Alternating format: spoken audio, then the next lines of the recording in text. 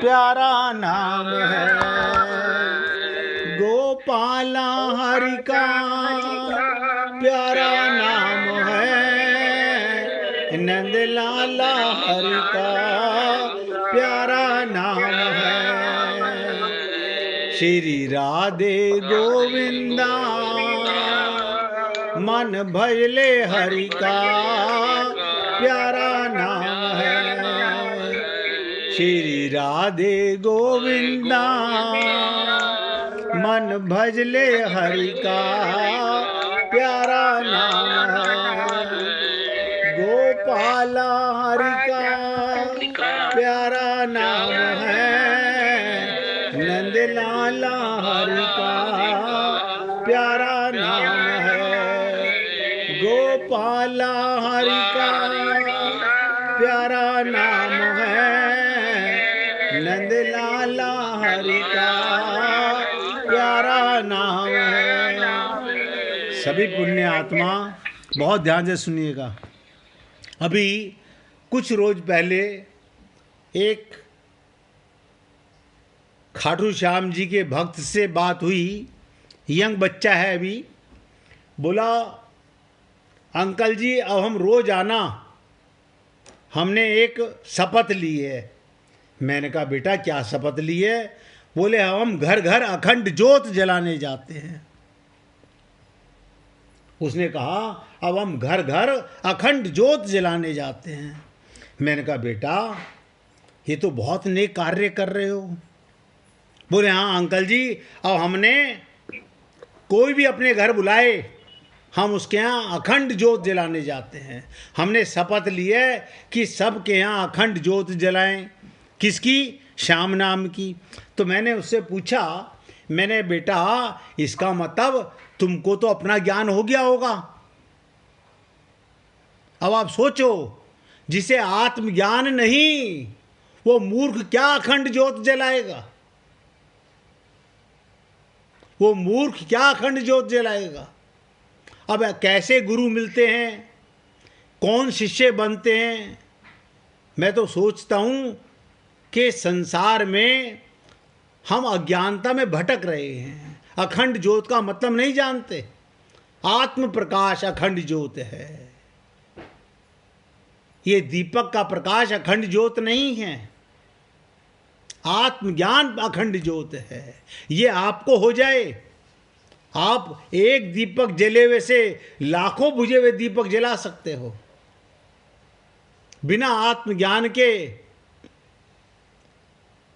आप काहे की अखंड ज्योत जला रहे हो? या ज्ञान है। अब ठीक है कि संसार में मूर्ख मूर्ख को मूर्ख बना रहा है। एक मूर्ख मूर्ख को मूर्ख बना रहा है। जब कहते ना कि ज्ञानी से ज्ञानी मिले करे ज्ञान की बात, और मूर्ख से मूर्ख मिले दे घूसा दे लात, और भक्त से भक्त मिले करे भगवान की बात। अब आप सोच लीजिएगा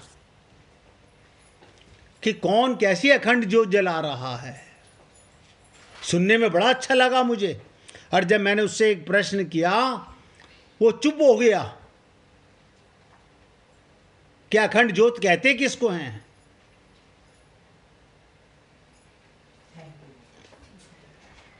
तो हे पुण्य आत्माओं, मैं तो छोटी छोटी बातों से आपको आपका परिचय कराना चाहता हूं। बस एक बार आपने अपने आप को जान लिया, बस फिर खूब संसार में घूमिए फिरिए, खाइए पिए, मौज लीजिए। क्योंकि एक बार आत्म प्रकाश होने के बाद फिर अंधकार हावी नहीं हो सकता।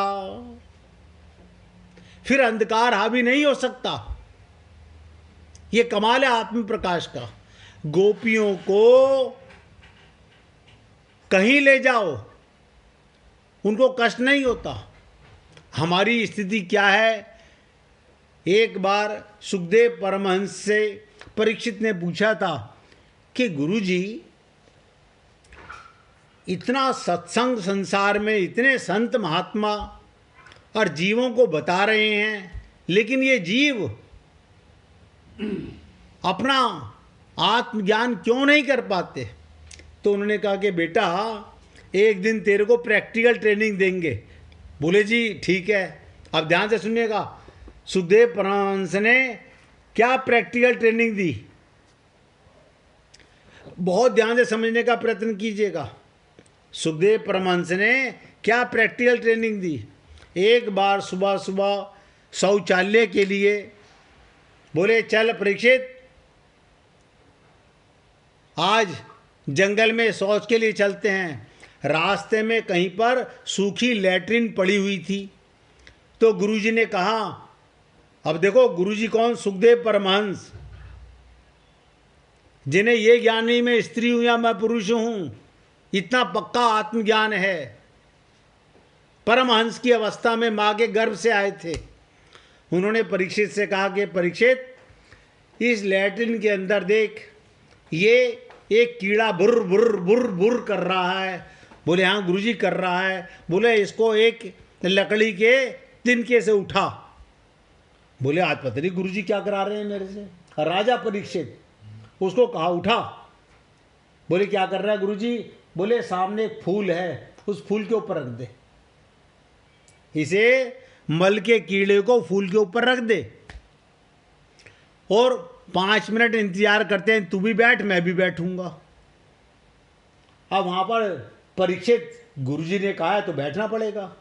वो कीड़ा फूल में से गालियां देता हुआ परीक्षित को, नालायक, अच्छा खासा मल खा रहा था, मुझे ले जाके फूल पे बिठा दिया।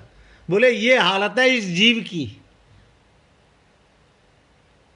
ये दशा है इस जीव की। मनुष्य शरीर में आकर के भी आत्मज्ञान नहीं खोपड़ी में आता। अभी मैं भाई जी को बता रहा था कि अभी एग्जाम्पल दूंगा, ये जीव की दशा है, भटक रहा है पागलों की तरह। ब्रह्म प्रकाश को, आत्म प्रकाश को इसी देह में ज्ञान हो सकता है। जब सीता रामाचार्य जी ने कहा था इस देह में हरि मिलत हैं, तो हम सोच रहे थे हाँ ये बात तो है, कुत्ते बिल्ली तो मंदिर जाते नहीं, हम जाते हैं मंदिर, तो फिर दोबारा संसार में क्यों आते हो। आप सोचो, अगर आपको मंदिर का पता चल गया, कभी मन मंदिर भी जाया करो। ये मंदिर तो हम रोज जाते हैं, कभी मन मंदिर जहां आत्म प्रकाश स्वयं परमात्मा बैठा हुआ है वहां कभी नहीं जाते। जहां भगवान कह रहे हैं मोह को तू क्या ढूंढे रे बंदे, मैं तो तेरे पास रे, इतना पास, हट नहीं सकता, हटा नहीं सकते। उसकी ताकत नहीं हमें छोड़ दे, हमारी ताकत नहीं उसे निकाल दें, इतना करीब है। इसलिए अब बहुत ध्यान से सुनिएगा, 3 शरीर, स्थूल, सूक्ष्म और कारण। कई बार आपसे ये चर्चा इतनी आसान नहीं है जो मैं श्लोक आपको आत्मज्ञान की बात कर रहा हूँ। ये भी नहीं कह सकता 1 दिन में हो जाएगा या 2 दिन में हो जाएगा, हो सकता है 3-4 दिन लग जाए इसको समझने में, एक ही श्लोक को। स्थूल शरीर, सूक्ष्म शरीर और कारण शरीर, ये 3 शरीर हैं। अन्न जल से बना हुआ, हम नोट कर लो, अन्न से और जल से। आप बताइए, ये जो स्थूल शरीर है ये अन्न से और जल से बना हुआ है। स्थूल शरीर, स्थूल शरीर इंद्रियों का विषय है और इस स्थूल शरीर के भीतर 5 ज्ञानेंद्रियां, 5 कर्मेंद्रियां हैं, 5 प्राण हैं, मन है और बुद्धि है। ये 17 तत्वों से बना हुआ सूक्ष्म शरीर है। सूक्ष्म शरीर में कितनी चीज रहती हैं? 17। और ये स्थूल शरीर खाली मिट्टी और पानी से,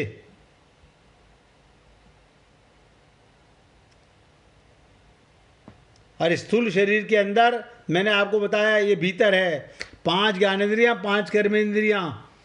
और 5 ज्ञानेंद्रियां कहाँ रहती हैं? आपको लगता होगा ये तो स्थूल शरीर में नजर आती हैं, आती है ना नजर, ये यहाँ नहीं है। आपको जो आंख दिख रही है इसके पीछे आंख दूसरी है। कान के पीछे कान का घर है, ये आंख का घर है, ये नासिका का घर है जो आपको नजर आता है। इसके पीछे सूक्ष्म शरीर में होती हैं जो साथ जाती हैं। 5 ज्ञानेंद्रियां, 5 कर्मेंद्रियां, 5 प्राण, मन, बुद्धि, ये 17 तत्वों से बना हुआ सूक्ष्म शरीर है। आप बताइए, मरता नहीं है। विचित्रता देखो कमाल की।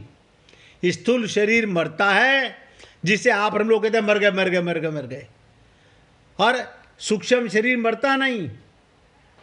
अरे सूक्ष्म शरीर इंद्रियों का विषय नहीं, बुद्धि का विषय है। जो बुद्धि का भी विषय नहीं, जिसमें प्रकृति स्वभाव रहता है, वो कारण शरीर है। जैसे हमारे को प्रकृति का नेचर स्वभाव, जैसे हमारे मन में ममता का भाव, मोह का भाव, आसक्ति का भाव, प्रकृति का स्वभाव, अपने को शरीर मान के प्राकृतिक भाव आएंगे। आत्मज्ञान होगा तो दिव्य भाव आएंगे। ध्यान से सुनो, ये बहुत गहरा संवाद है कि सूक्ष्म शरीर को लोग जान जाते हैं, स्थूल शरीर को लोग जान जाते हैं, लेकिन कारण शरीर को नहीं जानते। भगवान जब हम गाते हैं ना, कीर्तन करते हैं, चित चोरा यशोदा के लाल, नवनीत चोर गोपाल, हम सोचते हैं पता नहीं भगवान कौन सा चित चुराते हैं। आपका कारण शरीर, अब वो कारण शरीर भगवान कब चुराएंगे? जब आपका भाव चित्त शुद्ध होगा, कारण शरीर शुद्ध होगा, प्रकृति जन्य नहीं रहेगा। जो प्रकृति जन्य है वो तो बिगड़ा हुआ है। बेटे के प्रति भाव उठ रहा है, पति के प्रति भाव हो रहा है, शरीर के प्रति भाव उठ रहा है, वो सब माइक है। तो कहते हैं ये कारण शरीर है। इन तीनों शरीरों पर विचार किया जाए तो स्थूल शरीर मेरा स्वरूप नहीं है। नोट करो, स्थूल स्वरूप मेरा स्वरूप नहीं है। अब आत्मा की बात चल रही है। आत्मा का कैसे ज्ञान हो? स्थूल शरीर मेरा स्वरूप नहीं है। आप हम तो इसी को कहते रहते हैं, क्योंकि ये प्रतिक्षण बदलता है। जो प्रतिक्षण मर रहा है वो आप कैसे हो? आप सोचो, बचपन में भी मैं था, जवानी में भी मैं था, बुढ़ापे में भी मैं हूं। मैं वही है और शरीर मर रहा है। इससे अनुभव होता है मैं और शरीर अलग अलग है। स्थूल शरीर मैं नहीं हूं। प्रतिक्षण बदल रहा है और जानने में आता है बदलता हुआ। मेरे कहने से मत मानना। आपको अपना बचपन जाता हुआ नजर आया, हाँ गया। अब जाने के बाद ही सही अनुभव हुआ ना। जवानी गई, अब अनुभव हो रहा है ना, हाँ हो गया अनुभव। अब ध्यान से सुनिएगा। तो ये जाने वाला मिटने वाला आप नहीं हो। तो क्योंकि ये प्रतिक्षण बदलता है और जानने में आता है। सूक्ष्म शरीर भी, ध्यान से सुनो, सूक्ष्म शरीर भी बदलता है, जानने में आता है। बच्चे का मन था, मम्मी पापा से बहुत प्यार करता था। थोड़ा बड़ा हुआ, दोस्तों से बहुत प्यार करने लगा, और थोड़ा बड़ा हुआ, देखो युवा हो गया, प्रेमी प्रेमिका से प्रेम करने लगे। मन अब बच्चे वाला नहीं रहा। अब बच्चे वाले खिलौने पसंद नहीं है। बच्चे वाली चंदा मामा की पुस्तकें अच्छी नहीं लगती। अब बच्चों के वो छोटे खेल हमें अच्छे नहीं लगते। मन बदलने लगा। बुढ़ापे आ गया, अब वो मन भी बदल गया। तो इसका मतलब स्थूल शरीर भी बदलता है और सूक्ष्म शरीर भी बदलता है। ध्यान से सुनिएगा। और जैसे आपका भाव बदलता है बचपन में, ध्यान से सुनिएगा, बच्चे का कितना ध्यान रखते हो? हाँ, बहुत ध्यान रखते हैं। उसमें बच्चे का ध्यान रखने का भाव था, जवान हो गया, अब भाव बदल गया, यानी कारण शरीर भी बदल रहा है। इसीलिए कहा गया ये तीनों शरीर, सब नोट करो, स्थूल शरीर, सूक्ष्म शरीर और कारण शरीर, ये बदलने वाले तुम नहीं हो, ये आत्मा नहीं है। जब आत्म प्रकाश होगा तो बड़ी विचित्रता होगी, बहुत कुछ ज्ञान में आने वाला है। तो ये भी इतनी आसानी से समझ में नहीं आएगा। कारण शरीर भी मेरा स्वरूप नहीं है, स्थूल शरीर भी मैं नहीं, मन बुद्धि चित्त भी मैं नहीं, यानी स्थूल शरीर भी मैं नहीं हूँ, कारण शरीर भी मैं नहीं हूँ, और सूक्ष्म शरीर भी मैं नहीं हूँ। ये देही जब प्रकृति को छोड़कर, देही प्रकृति को छोड़कर, यानी इन तीनों शरीरों को छोड़कर अपने स्वरूप में स्थित हो जाता है, तब ये अपने आप से अपने आप को जान लेता है। इसकी चर्चा बहुत विकराल है, इसके ऊपर कल थोड़ा सा और प्रकाश डालने का प्रयत्न करेंगे, जिससे आपको बस एक बार ज्ञान हो जाए, एक बार आत्म प्रकाश हो जाए, तो फिर समझो कभी मिटेगा नहीं। अब मैंने आपको बता दिया, ना आप मन हो, ना आप बुद्धि हो, ना आप चित्त हो, ना आप कारण शरीर हो, ना आप स्थूल शरीर हो। क्या होता है वो भी समझ लीजिएगा। स्थूल शरीर मरता है, सूक्ष्म और कारण शरीर मरते नहीं है। आत्मा इन्हीं में बैठ के आगे जाती है शरीर में। अब ध्यान दीजिएगा, अगर सूक्ष्म शरीर और कारण शरीर गुरु की शरणागति में चला जाए, ये दिव्य हो जाए, तो भगवान के लोक में जाती है, आत्मा इसी में जाएगी।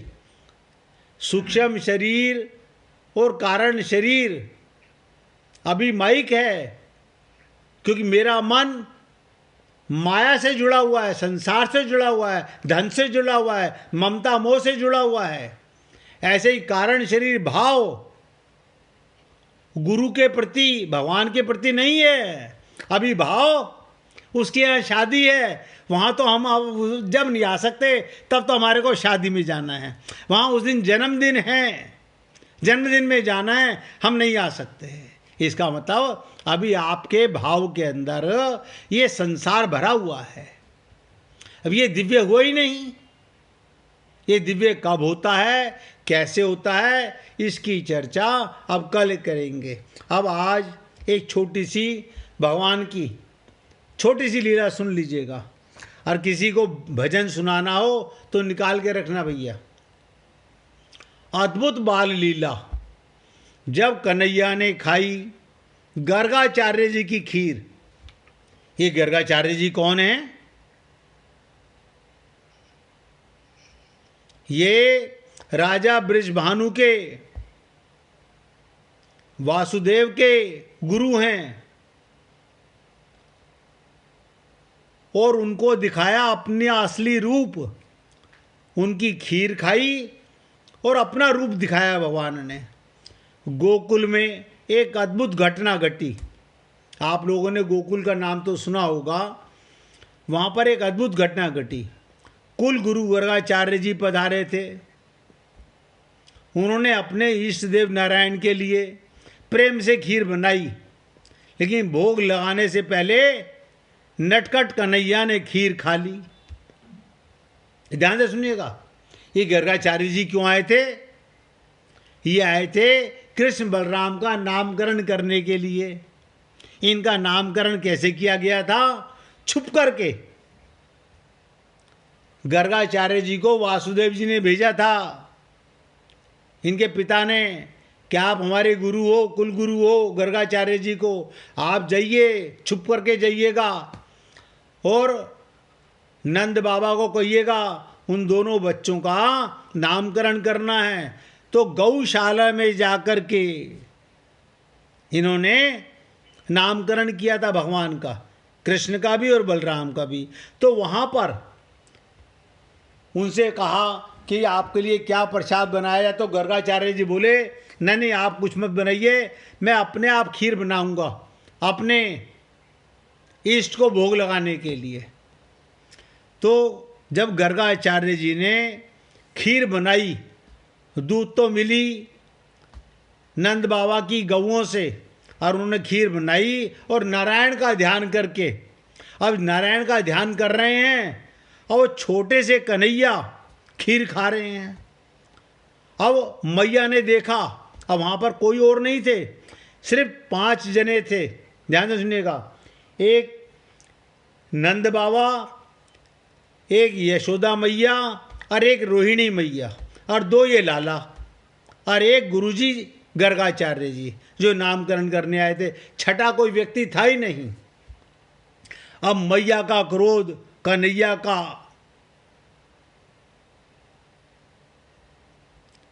के देखो मेरा लाला कितना नालायक है, डांटने लगी।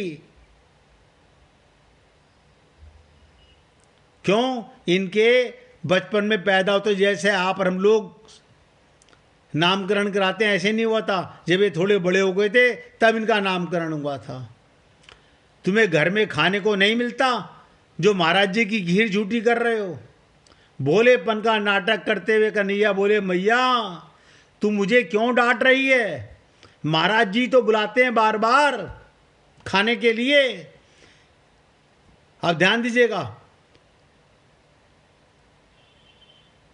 क्या बोले मैया से, मैं ही तो नारायण हूं।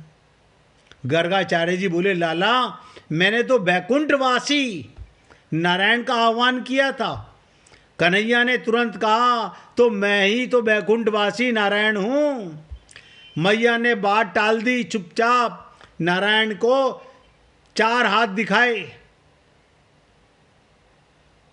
जब कन्हैया ने चतुर्भुज रूप धारण करने का कहा तो वात्सल्यमयी मां घबरा गई। उन्हें तो अपना 2 हाथों वाला मोर की तरह ठुमकने वाला कन्हैया ही पसंद था। तो योग माया का खेल और दिव्य दर्शन, गर्गाचार्य जी ने दोबारा खीर बनाई, तुलसी दल डाला और आंखें बंद करके फिर प्रार्थना करने लगे, हे लक्ष्मीपति, हे नारायण पधारिए और भोग स्वीकार कीजिए। इधर कन्हैया ने योग माया से मैया को सुला दिया, अपनी यशोदा मैया को सुला दिया, और दौड़कर फिर से खीर खाने पहुंच गए। अब ब्राह्मण को दुखी देख अंततः भक्त वत्सल भगवान ने अपना नाटक समाप्त किया और उन्होंने अपना, ध्यान दीजिएगा, कन्हैया ने छोटे से रूप में दिव्य चतुर्भुज स्वरूप प्रकट किया और बोले, महाराज आप जिस नारायण की आराधना कर रहे हो वो मैं ही हूँ। आप ही तपस्या का ये आपकी तपस्या का फल है। तो भक्त और भगवान का मिलन, ध्यान से सुनो, भक्त और भगवान का मिलन। गर्गाचार्य जी प्रेमाश्रु बहाते हुए दंग रह गए। उनके आंखों से अविरल आंसुओं की धार बह चली। साक्षात्कार परब्रह्म उनकी गोद में छोटे से बालक बनकर बैठ गए। कन्हैया ने क्या करा, तुरंत गर्गाचार्य जी की गोदी में बैठ गए। अब बोले, महाराज अब आप भोजन कीजिए। तो गर्गाचार्य जी ने जिन्होंने नामकरण किया भगवान का, गदगद होकर के कहा, प्रभु जब मेरे इष्ट देव अपने हाथों से मेरे मुंह में कोर रखेंगे मैं तभी खाऊंगा। तो भगवान श्री कृष्ण ने अपने हाथ से गर्गाचार्य जी को खीर का प्रसाद पवाया। हे पुण्य आत्माओं, आप भी किसी रोज अगर आत्मज्ञान हो जाएगा तो आप अपने मुख में रखने से पहले महसूस करोगे ये हाथ जो आपके मुख तक जाते हैं ये भगवान के हाथ हैं। अंदर पाने वाला भी भगवान है। कहते ना, आप ही पूजे और आप ही पुजवावे। आप जो पूजा करते हो आपको लगता होगा मैंने पूजा की है, आप ही पूजे, ये आप ही भगवान अपनी पूजा कराते हैं, जिसको आप और हम लोग समझ नहीं पाते। आज सत्संग को यहाँ विराम दे रहा हूँ। अभी ये चर्चा स्थूल शरीर, सूक्ष्म शरीर, कारण शरीर के साथ कल फिर आपके साथ चर्चा उठाऊंगा। इतनी आसानी से समझ नहीं आती है। अब किसी को भजन सुनाना हो, सुनाना भैया किसी को भजन। बाई जी सुनाना चाहती हैं, बाई जी से सुनिए, सुनाइए बाई जी।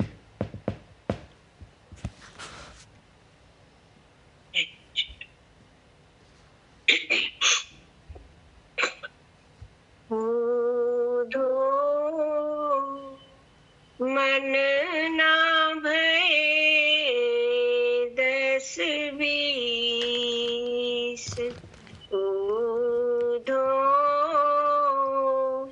मन ना भय 10-20 एक ही थो सो गयो श्याम संग एक ही थो सो गयो श्याम संग को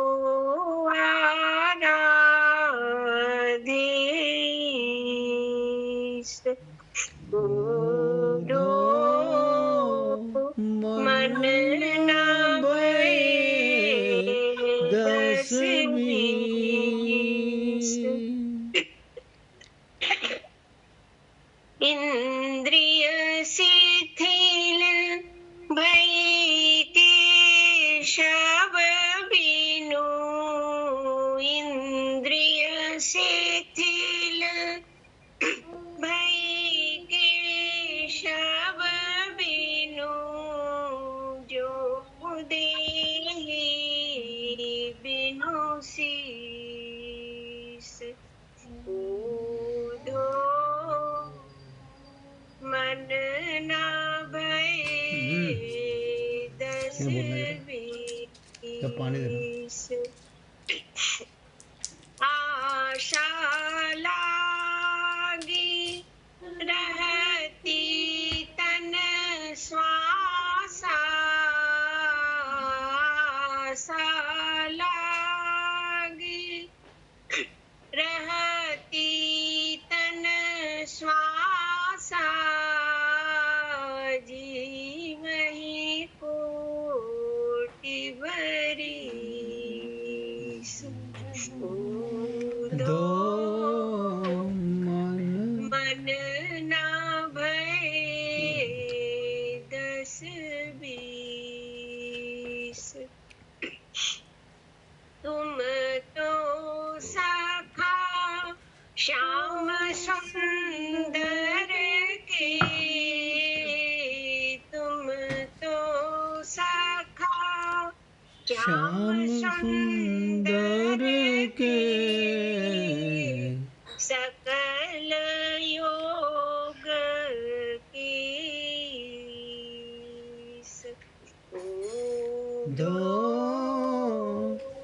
मन ना भय 10-20 सूर हमारे नंद नंदन बिनु सूर हमारे नंद नंदन बिनु और नहीं जगदीश ऊधो मन ना भय 10-20 एक ही थो जो गयो श्याम संग एक ही थो सो गयो श्याम संग